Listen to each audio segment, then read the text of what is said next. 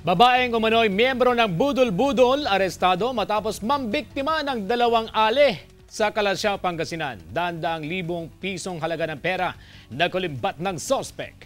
Naka-alerto Kim Bandarlipe. Nabiktima ang isang dealer ng bigas at isang rice retailer ng umano'y budol-budol gang sa Kalasyaw, Pangasinan. Unang nabiktima ng sospek na si Grace Vigilia alias LV De Vera, si Aling Arsenia hindi niya tunay na pangalan. Inalok umano ng sospek si Aling Arsenia na susuplayan niya ng palay at kailangan na raw magbigay ng paunang bayad. Inaabot ko yung 70,000 kasama na yung kinuha niya CP ko. Ang pagkaalam ko po, babalik siya doon sa pinapastimbang niya. Pero yung asawa ko, tinatawagan na ako, hindi na ako makontak dahil hawak na niya yung CP ko.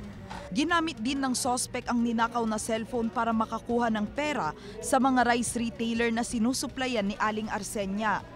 Gamit ang cellphone ni Aling Arsenia, nagpadala ng text message ang sospek sa isa pang biktimang si Aling Lourdes, di tunay na pangalan, at sinabing ibigay ang bayad sa umano'y pamangkin niya na si LV De Vera. Mayroon pang pinirmahan sa listahan ng biktima ang sospek bilang patunay na nagbigay siya ng pera. Tapos ang alakala ko, nakatransaction ko yung dealer ko sa Malagkit. Tapos nagkataon naman na ninakaw pala yun.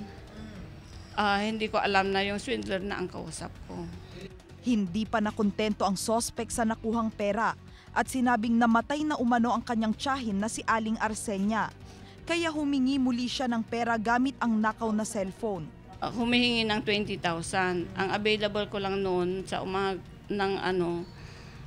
available ko lang ng 15,000. Nalaman na lang ng dalawang biktima na naloko sila nang puntahan ni Aling Arsenia si Aling Lourdes at nalaman ng huli na buhay pa siya. Dahil dito, agad nagsagawa ng entrapment operation ang mga biktima kasama ang ilang residente.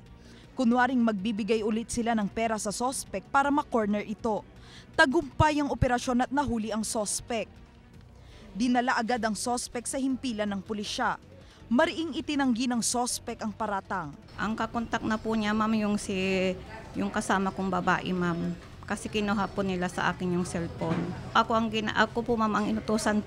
Sa kabuuan, nakakuha ng mahigit 130,000 pesos ang sospek na mahaharap sa kaukulang kaso. Unang-una, huwag po magtitiwala sa mga hindi po kilalang tao. At the same time, siguraduhin ang katransakyan, totoong taong gusto mong makaharap. Kasama si Ron Alister Tanyedo, ako si Kim Bandarlipe, naghahatid ng Balitang Amyanan.